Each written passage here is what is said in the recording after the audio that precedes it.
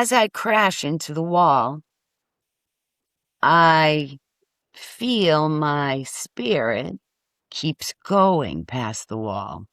And I look back and I see that my body has crashed like a bug on a windshield.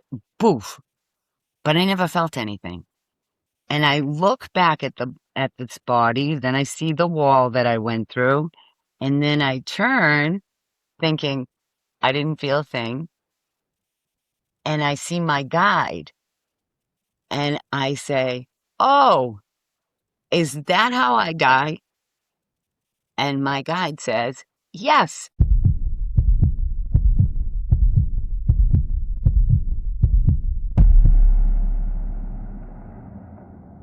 Linda, you found us on TikTok Mhm. and had a story to tell. You go by, what is your username? Inspired Design, right? It was inspired design. Just call me Linda. It's fine.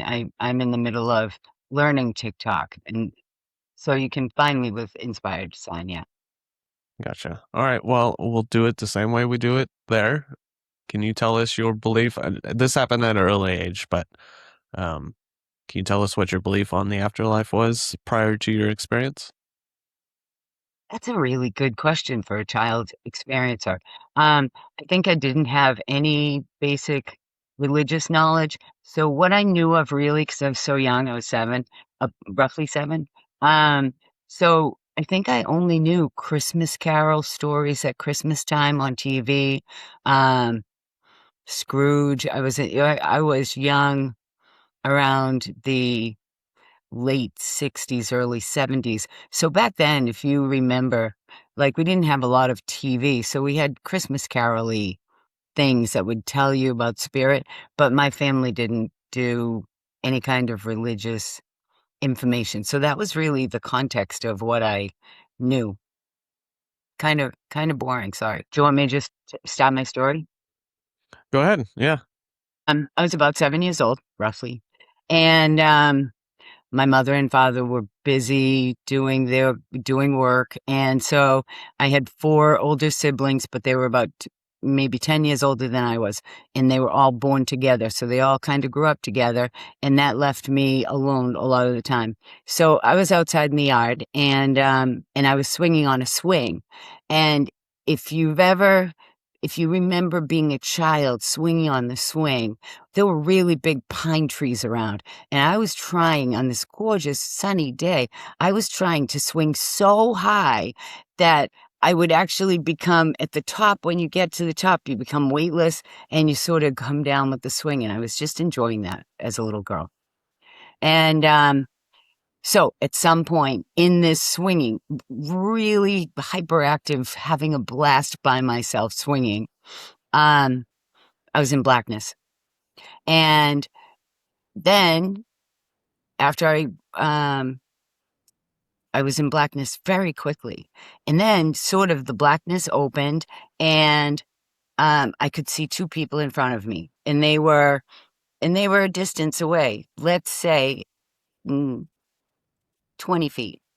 Um, and they one was sitting and he looked like sort of a Santa Claus and he had great energy. He was like an old-fashioned Santa Claus, almost like a mix between what a kid would picture as like a sort of royalty, a king sort of mixed with a Santa Claus feeling, like jolly and welcoming and beautiful but powerful.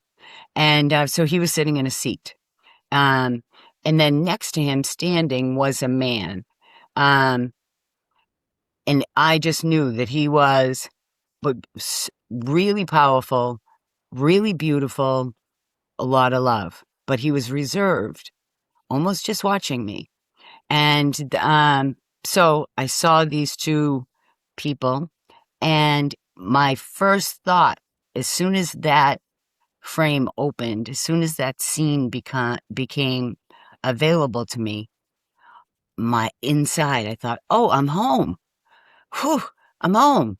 And I was so relieved. And the reason I knew I was home was because of this feeling of it was like air having conscious love in it. That's what it felt like. Crystalline, high vibration, just love flowing in this air. So as soon as I got there, that's my first thought was, oh, I'm home. And I was so happy. I was so relieved. And then my head brought me to these two people that I'm watching. This kingish, beautiful, loving person sitting, and a person to his right, reserved, also feeling immense love from him, but there's no talk. And then I'm greeted. I realize there's somebody to my right, and I'm greeted. And without words, it's all telepathy. So I'm thinking, I'm home. Ah, thank God. Whew. Then I see this being next to me, and I realize, oh, that's my guide in my head. He doesn't say anything. I just know that's my guide.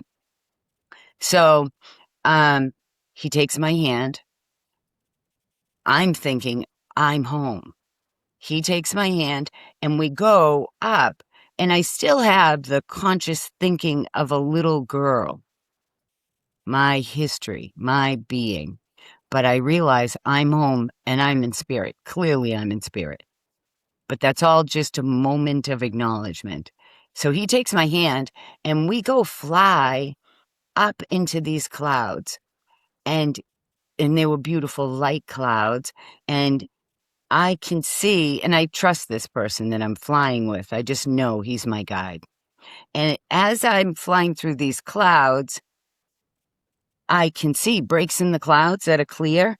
And below, I see a crystal, beautiful city all laid out.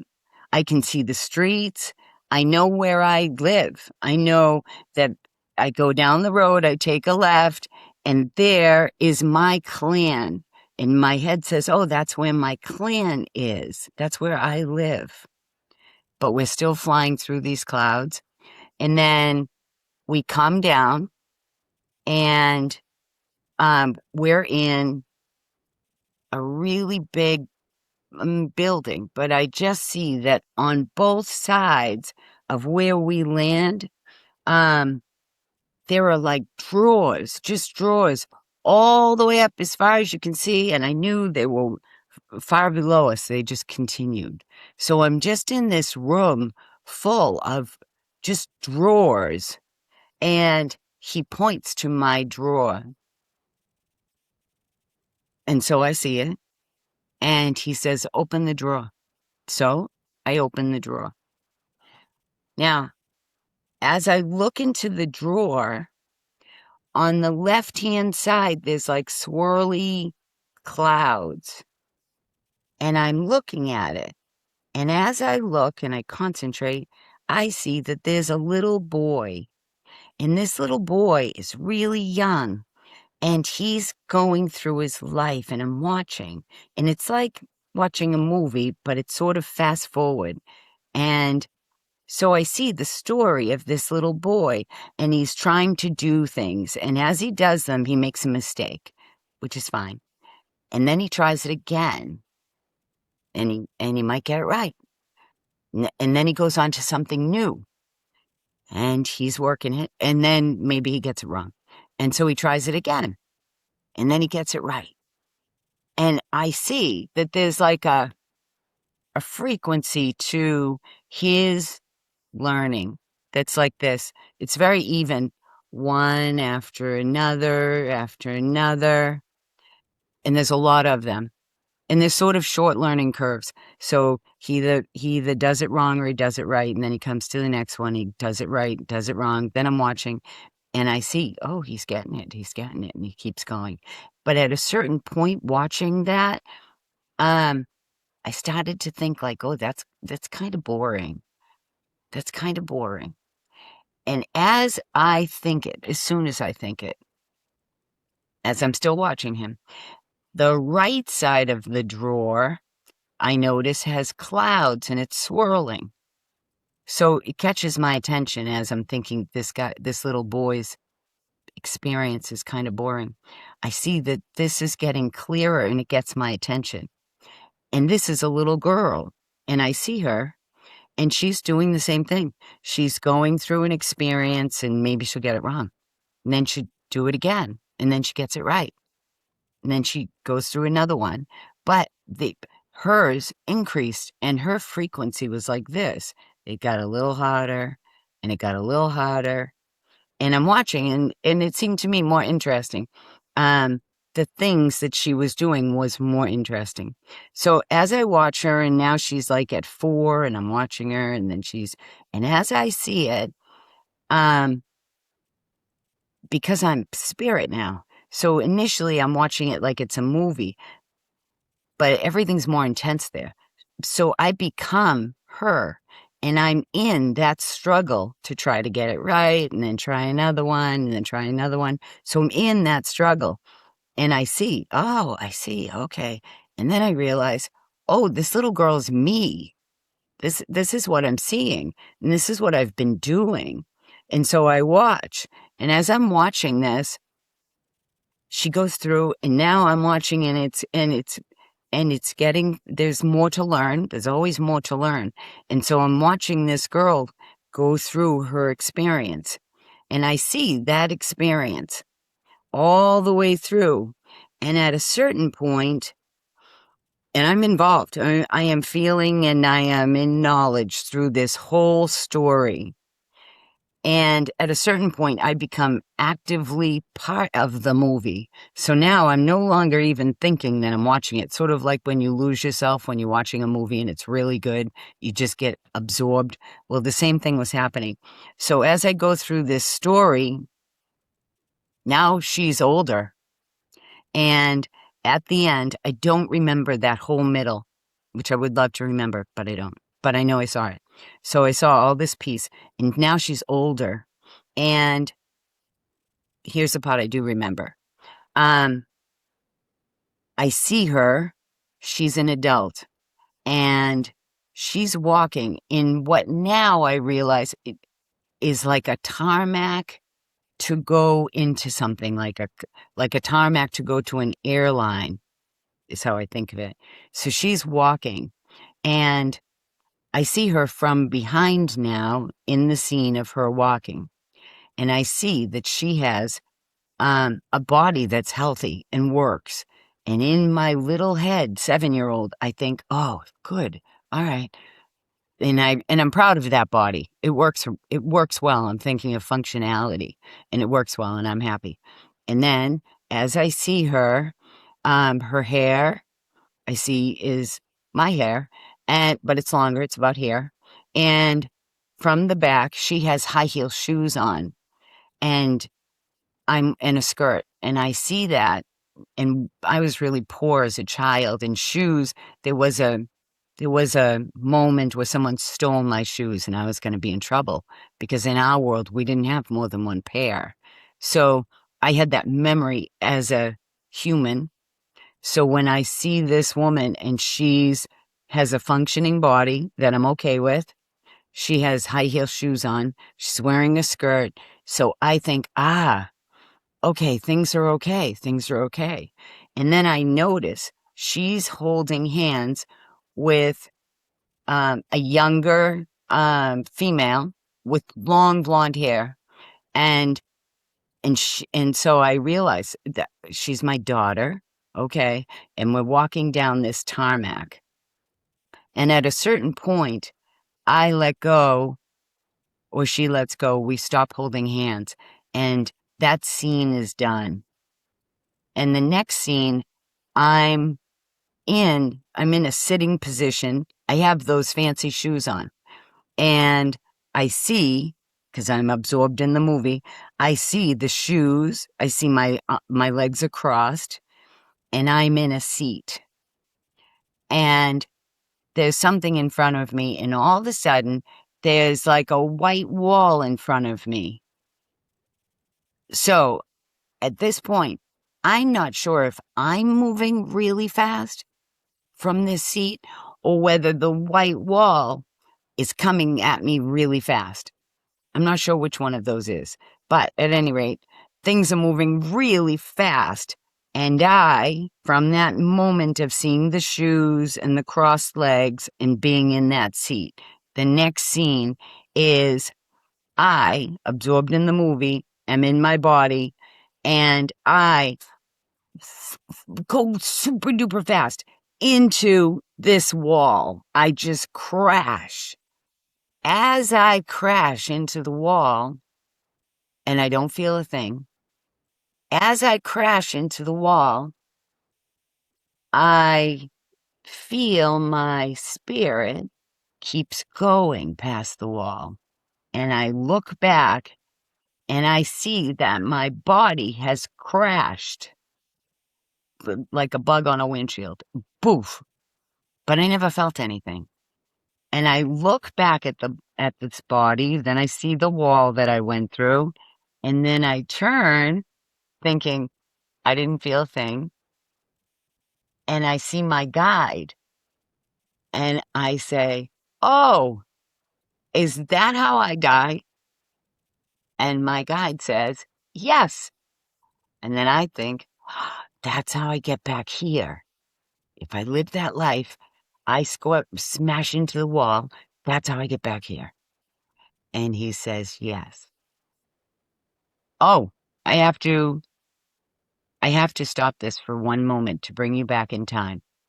Do you remember when I first initially saw the two people and I realized I was home?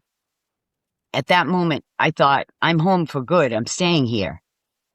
And this guide, before he grabbed me and we went flying in the clouds, said to me, "Oh, you can't stay here." And I thought, oh, yes, I'm home. This is home. I'm staying here. And he said, "You have things to do." And I said, "This is home. This is home. I'm staying here." And he said, "If I tell you why you want to go back, will you agree to go back?" And I thought, there's nothing he's going to be able to, there's no way that he's going to be able to show me anything that's going to make me want to leave. I'm finally home, and that was really hard. What I was living was really hard. So there's nothing he's going to be able to do, but okay. When I had that thought of, yes, okay, he said, okay, that was an agreement. And that's when he took my hand and we went up in the clouds and all that. Sorry, I forgot that part. So here I am. I smash against the wall. I don't feel a thing. I come through the wall. I realize that's my body. That's how I get back here. And he says, yes. And I say, oh, okay. At that moment, I know the whole story of my life, why I'm going down, what's going to happen from the drawer. I know what's going to happen. I realize, like, that's how I get back. I just have to do this thing. And I end up being physically okay. I grow up physically okay. My body works. Um, and I have enough money for shoes because I'm this little girl. So that's what I'm thinking. I have enough money for shoes. Like I look like things are going okay.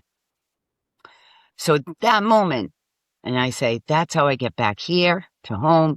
He says, yes. And I say, I get it. That moment, I realize I do have to go home. And I reflect for a moment. And when I reflect, I think of how hard it was. Like, whew, that life was just really hard. He takes my arm and my hand, and now we're in agreement. That's why I'm going back. And I had that thought. So he takes my hand, and we go back up into those clouds again. And it was a short trip. Then we come down, and we're in this beautiful place. We're coming down from the clouds, and I see that there's this hill. It's like a green, beautiful hill. And I still have that magic sense of loving air around me that, like, just so protected, and everything's consciousness around me. everything is conscious, the trees, the flowers, everything. So as I come down on this hill, I'm just awestruck. I'm awestruck by the plants, the flowers, the grass, the peacefulness of this beautiful place. So we land, um and I can hear water. And so I say to him, I can hear water. And he said, look over there. So I say, okay. So I look over and I see that there's this little pond, and the little pond has like trickling through rocks. There's water coming into this little pond, and there's all flowers around, and green grass and beautifulness, and everything's peaceful. And the water has like it's kind of bubbly freshness, almost like with bubbles, and it's just very alive. It's just very alive, fresh. And so I see this, and then I have a thought, where's that from? And I look over and I know there's a big body of water somewhere else, and this is just feeding into it for this little space. And so he says, put your hand in the water. So I say, okay. So I go over and I put my hand in the water. I think I put it up to about feels like to about here. I just kind of leaned in, but I wasn't afraid or anything. I was just really just leaning in, putting my hand in the water. And as soon as I got my hand into that water, the water moved through. It was like full of beautiful energy. And the energy came up through my hand, through my body. It filled, it like cleansed, energetically cleansed out all that, the hard, the nasty, like all that out of me. And just like went down all the way down to my feet. And when it went down to my feet, I was like standing up. I'm like, wow, whew, like, like it just came through me gently and beautifully, and just got that whole, all of it, all the muck from being on the earth just cleared away. And I could breathe. It felt so light. And I turned to him. I said, thank you. And he said, you're welcome. And and oh man, I just felt so much better.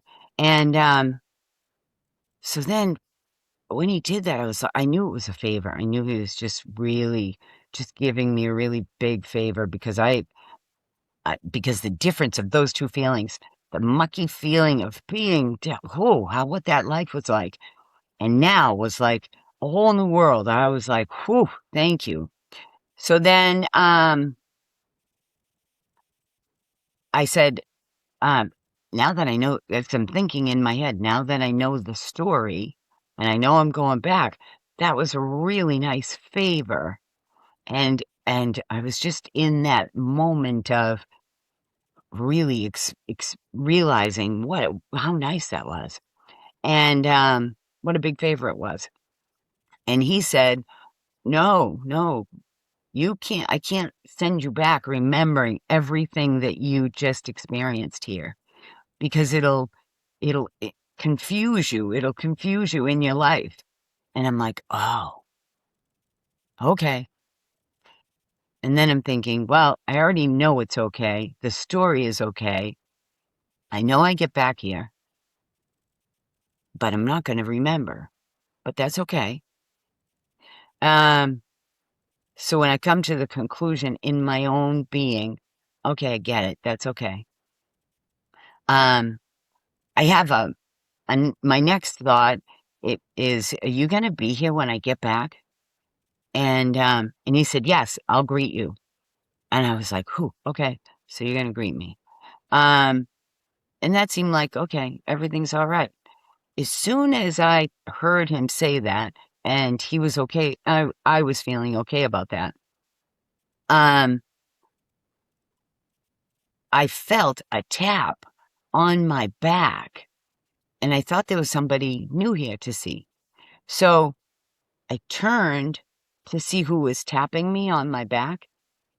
And as soon as I turned, instantly I felt this really big headache, like this throbbing headache. And I was like shocked by it. I'm like, oh my God, like, what is this? And so I went because I just had a spirit hand, right?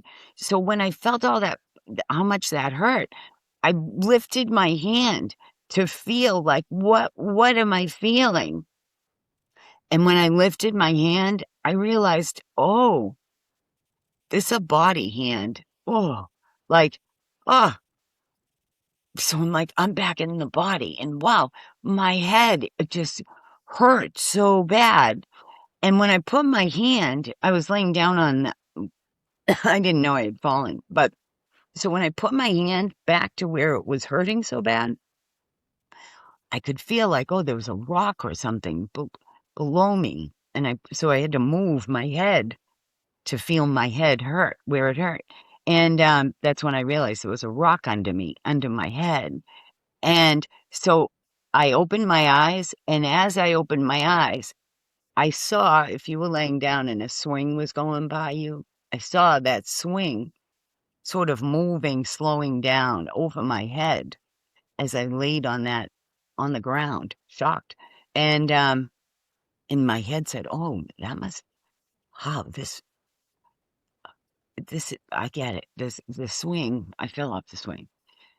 And, but my head was hurting so bad that I was bawling my eyes out before I even got a chance to really realize where I was. And I was just bawling. And so I started to get up. So I realized I'm back. And I started to get up, and I can see my mom and my sister are running out from the front door of the house, kind of like they can hear me screaming, crying. And so my mother came and she hugged me, and I was crying. And I said, Mom, you're not going to believe what I just experienced. And as I'm bawling, and I say, I mean, I begin to tell her, and she says, okay, all right, calm down. Let's check you out and make sure you're not, that you're okay. And then, so I tell her at the beginning of the story, and she says, okay, well, just keep that to yourself. I hear you, but just keep that to yourself. And my mother was very insightful. She was an emergency room nurse, and she had a lot of people skills, and that came in handy. So she just said, keep that to yourself. And my sister was kind of hearing me, not believing, kind of believing, like, wow. So that's what I remember. And and crying a lot, crying a lot. So so I was just a little girl. I was 7. And so I grew up, and I've got involved. I kind of forgot, which many child experiencers forget what they experience because life is full of stimulation and you're growing. There's a lot to pay attention to. So I did the same thing. I grew up. I always had a sense that there's more here. We can connect. Nature is connected to us. Um, it really matters how you treat people, what you say. And so I always had like this inkling in the back of my mind, but I couldn't name why. And so I grew up, and then I went to college, and I was studying economics and business, and got into that world. And about I don't know, but toward the end of college, I went to a hypnotist, and it was a hypnotist to stop smoking. So I went to a hypnotist, and we're in a group setting, and we're sitting down, and he begins his hypnotism, and he has us walk up a set of stairs and open a door, and go to our safe space. So I go get into the hypnotism. I go up the door. I go up the stairs.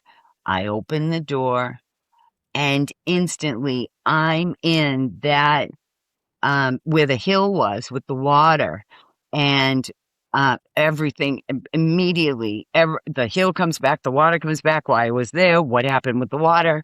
The whole thing comes back to me. Boom! Like it just unlocked the whole. Oh, I get it. Wow! I can't believe I forgot that. Like wow, blew my mind. Um, so I leave that place, and the hypnotist had and I just went into my car, and I was just absorbed by, wow, I remember that. Yes, of course. How could I have ever forgotten? I must have been really young. Uh, what does that mean? Wow. Um, and so he had a rule that if you wanted to, you could go see him again within, if you didn't quit smoking within a day or something. So I purposely went back, and I went back actually to say to him, whatever you do as a hypnotist, you just unlock that, which is really important to me. So whatever you're doing with smoking is fine and dandy, but understand your hypnotism can do that. And that's a life important gift to do for somebody. That's what I was thinking. So I went back to him.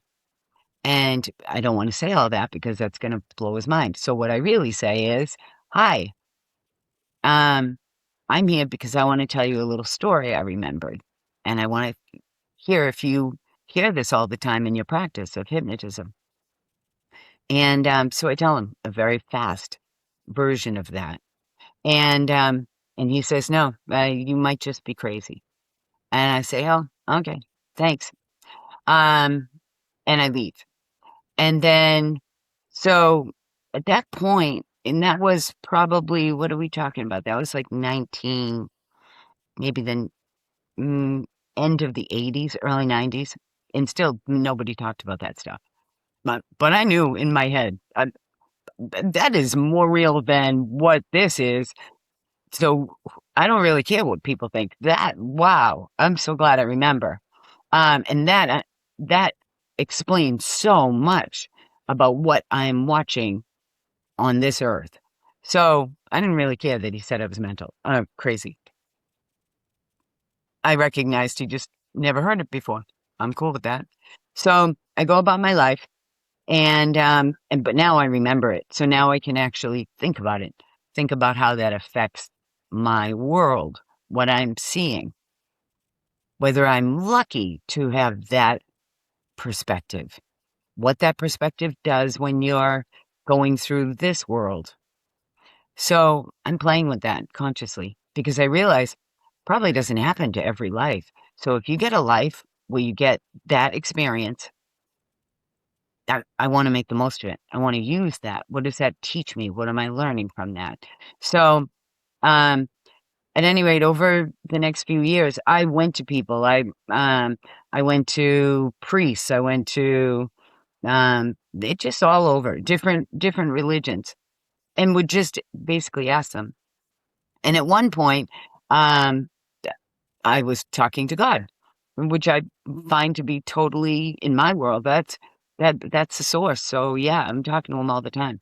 So in my world, so I'm in my car, and I'm probably, I don't know, I was probably about 25 or something. Yeah, maybe, yeah, about 25. So I'm in my car, and I'm thinking, I really wish that there's somebody that I could share this with that could give me some insight. And I'm having this conversation at a gas station with God. And I'm just like, that would be really, it would just be really good. It would give me an essence of like whether this thing that I remember, like who does this? As I am having that discussion with him, in my car at a gas station, a priest walked by the front of my car. So I look at it and I'm like, all right, I get it. Very funny. Right? Because my God, when I talk with him, he's got a great sense of humor. So I say, all right, well, you had a priest walk by. So I'm going to go talk to him, see what he thinks. So I get out of my car and I go up to him. I say, "Hi, I have a really quick question, and I'm wondering if I could talk with you." And he said, "Yeah, you come right in." It ended up that wherever he worked was right next door. So I sat down in about maybe a 10-minute version of this. I give him a really quick version and I say, "Is that something, does that sound crazy to you or do you hear that?" And he said, "I can tell you I hear that so frequently. And the pieces that you're naming are pretty normal." And so, yeah, I don't think you're crazy. I think you had an experience. It's really important. So keep it. So I say, "Okay, great. So now I feel better." So it was still a long time. I only told best friends. I only told, I worked in nursing homes. I told people that were dying. I told people that needed to hear it. And really, I share this story um, because I think, now I'm old. So I was very young back then. And it didn't even exist as a discussion until like the Betty Eady. She was a breakthrough. Somebody brought me that book. A very good friend brought me that book and said, "Have you heard of Betty Eady?" Boom, the first chapter I'm in. I'm like, "Oh my God, she's talking about the green grass. She gets it." Um, Now, over time, now I'm 7 years old. Now I'm like 60. So I've been able to watch the world for like nearly 50 years doing this. So what's cool about this? What's that? I mean, what do you have? Embraced by the light. Very cool. Right. So, right. Just awesome. So once that was the beginning of a rippling consciousness where everyone started to actually, now when we got the internet, when we all of that became ways that we could gather information. And now I basically have just put this out first for my kids so that if they're ever in a situation where, even if it happens last minute, I've done my motherly duty, right? That's important. Um and then more for the study of this, because now people are coming back being told, "You're coming back to tell this story." And it's huge amounts of people coming back to tell their story, and everybody's different. Oh, and I have pieces. Remember that middle portion that I wasn't allowed to remember? There are pieces that come back to me every, maybe annually. I get a little new piece that I go, "Up, yep, that's because of this." Okay, I'm remembering that little piece. Um, so if you're an NDE, and I have a long period of time studying this and watching it evolve into the Great Awakening, what essentially, right, will outnumber them eventually. Um, but if you're an NDEer and you hear this, take a conscious look at how that, if this is a magic life where you get to see that. And most of them we don't. Most of them we're just here, right? Um, how that perspective changes you and what the value is in that. Um, yeah. So that's it. That's my story. How long do you think you were gone in the physical world compared to what you experienced? Mm, the swing was still moving. It was sort of centering when it gets to be teeter-totter and it's not doing any even movement. So whatever, watchers know about that, whatever that would be, maybe 5 minutes. Um, I don't know, maybe 7 minutes. I don't know how long it takes a swing to slow down. But I didn't live in a time when people really watched their kids. You were outside and you could just basically do what you wanted to do. I think they heard me crying and responded to the crying because I was really screaming. I was shocked when I got back. So they heard that.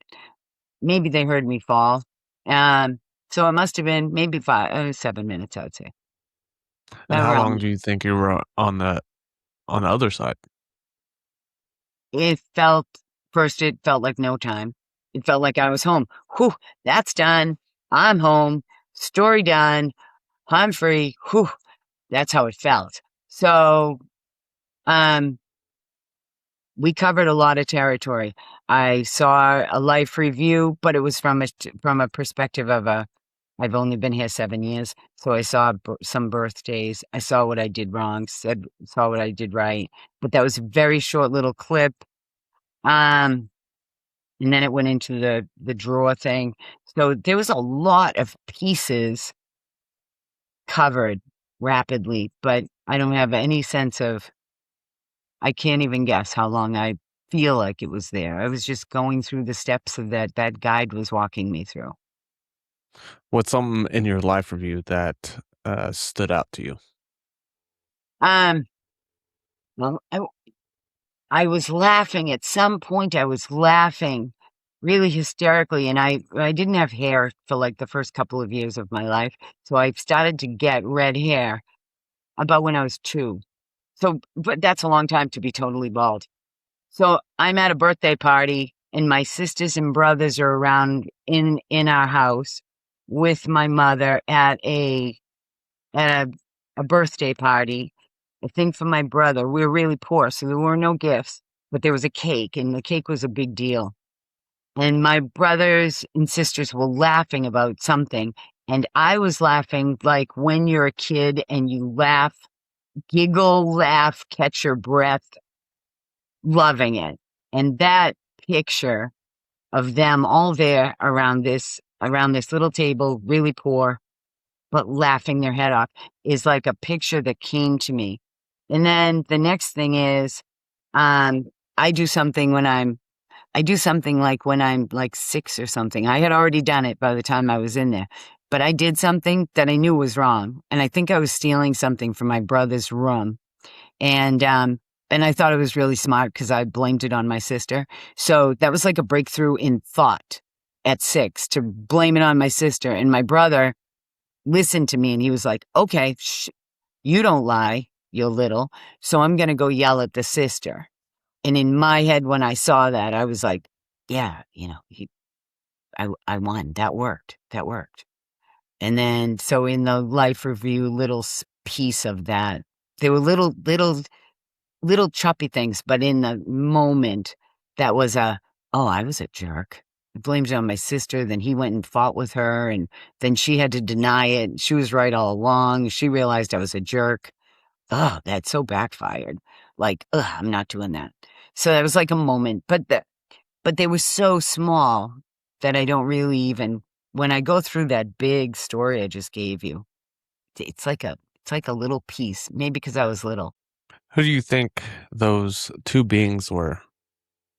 My understanding now, as I got old, as I derived this after I remembered it, um, I think that they were being very gentle to welcome me. It was so gentle. The welcome of being a little kid and entering there was so gentle. I think that they were using what I remembered, what I knew of what you'd think of religion, because I only knew Christmas carols and TV personalities. So, like, Scrooge. In the story Scrooge, they have Molly and all that dressed up. Like, that was my sense of what I could draw from. So, I think the person sitting in the seat that was all dressed up kind of like a Santa Claus figure, an old-fashioned Santa Claus figure. That was God, but he was totally calmed down for me because the reason I say that was God was because his energy when I came back, when I entered and I thought, oh my God, this is home. Whew, this is home. And I could feel that vibration of love in the air and you watched over. That's like the air particles feel like that. They're like they have a feeling of the bubbles in a Coke can, like effervescence, but they're like conscious effervescence. They're beautiful. That being that was in the chair matched all of it, the all feeling, the all effervescence. So my feeling is that he just was relating to what I could handle at this young age. And so I think that was God welcoming me. And I think the person that was reserved, but I could feel love from, was Jesus. And the reason I believe that is, as I grew up, I wasn't exposed much to religion. So when I think of Jesus, I think one of the fundamental, important, beautiful things that he accomplished while he was as a person on the planet was, for a long time, people were told they had to go to priests to talk to God. So they were removed. That's how their teaching was. They were removed. And one of the the beautiful things he did was he said, "You can talk directly to God." Well, having people be sick or injured or fearful of dying or being old and fearful of dying. If you have a whole society that's afraid to die because they need a priest or some religious figure in order to talk to God, whatever you would think of as God, that fear of dying must have been throughout the population just overwhelming. That people must have told their kids to be, you got to go to the priest. Why? Because you got to talk to God because you're going to die someday, even in 100 years. That being a person on the planet and telling people, nope, that's wrong. You can talk direct. You can talk direct. Opens up a whole relief of, okay, because everyone dies. So that's really important. So for a long time, I was just hearing all of these different, all the different religions. I was just taking that in and thinking, is that reasonable? Is that a good religion? They're like snapshots in time.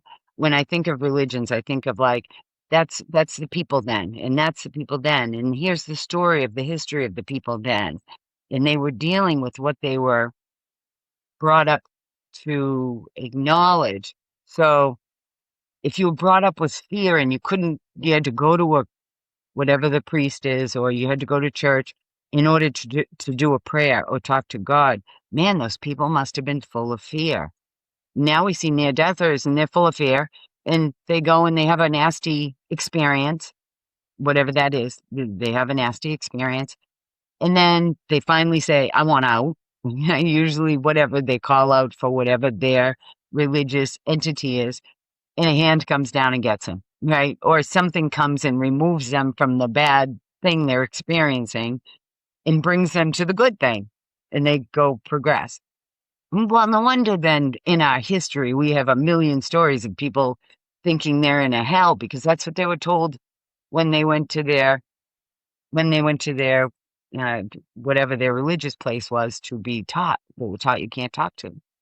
So because of that, for a long time, I was like, the Jesus figure, it's gorgeous. It's beautiful to think someone lived like that on the planet, to think someone had direct access and taught the others. Oh my God, what a blessing. But I was thinking that out through my life to come to the conclusion, wow, I think Jesus is really cool. And now, like Next Level Soul, you'll hear him say, Jesus is the busiest guy on the planet, right? Well, him saying, if you're scared, I'll come get you, has rippled through like 1,000 years or whatever the Bible period is. That's taught people, if you're afraid, you can call on me and I'll come get you. That's a whole breakthrough in the evolution of man, coming from a place where they said you couldn't talk to God. So that's why I think he was reserved. He was next to the Santa Claus figure, the God figure. He was reserved, saying, I'm here. It's going to be an issue. You're going to think about that through your life, and we're going to be friends. But it's going to take a while. So I'm just going to sit here calmly and let you, as a little kid, come into this space. You know what I mean? Long story, but that's what I think. He was reserved. Someone asked, do you think that Jesus was real or do you think he is a manifestation? Oh, I think we're all, yeah, there's spirits in every, I think Jesus is totally real. I think the stories that we hear through all the Bibles um talk about how he did what we see people do when they're not blocked, right? He said, if you believe I can heal you, if you believe that you can be healed, then I'll touch you. It'll confirm your belief and you're going to be healed. Or the Anita Mojani bit, right? Coming out of that experience and going, I don't want to be sick. I don't want to have cancer all over me. Oh boy, that's not going to be my life. And boom.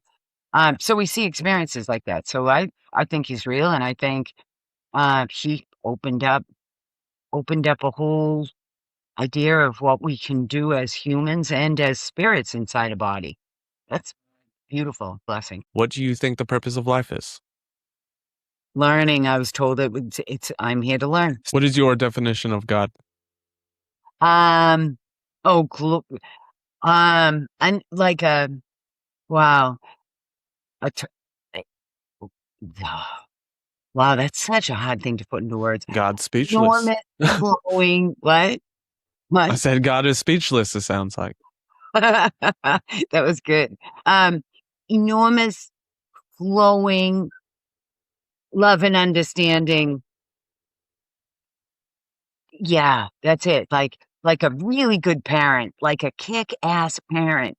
Like, I totally get that you're a little kid and you're doing your thing, and I totally love you. Try your best.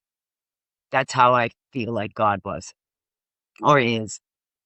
And if you had one last message for the world, what would it be? Um, talk to your family that's on the other side. Talk to God on the other side. If you're scared, talk to God. Tell him. Ask him what you want. But literally, what you want, what you ask for, you get. So if someone says, I'm scared to death and I'm getting sick and I'm poor and I don't feel good and I'm stressed, they're going to get that. And then really fast too. And who knows how long it's gonna stay. So actively participate as if the universe is saying, we want to know what you want. Tell us what you want. So actively participate in the I feel good. I want to feel good. Tomorrow's going to be great. I'm healthy. Thank God I'm healthy. I'm here on the planet for a minute to enjoy this. I want it. Actively participate is what I would say. If someone wanted to reach out to you, how could they get a hold of you? Um, um, And I'll put it in the description also. you can use a business email. How's that? Um, Mhm. Linda Lightday 9, like the letter 9, at gmail.com. And I'll put that in the description, so it'll be available there. Um, all right, Linda, thank Thank you. you again for sharing with us, and I love you. I love you too. Thank you so much. You're doing a great job and you have a great ripple. Keep up the good work. Thank you guys for joining us today. Please hit that subscribe button if you haven't. Share out this video to whoever it resonates with.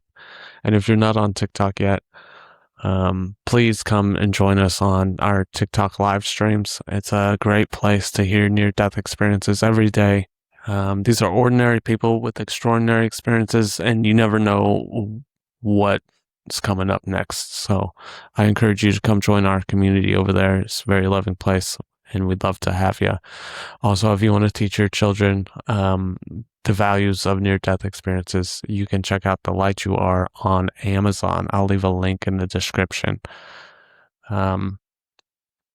Make sure you love yourself so you can love others, because when we love others, they can love themselves. And just in case no one's told you today, I love you.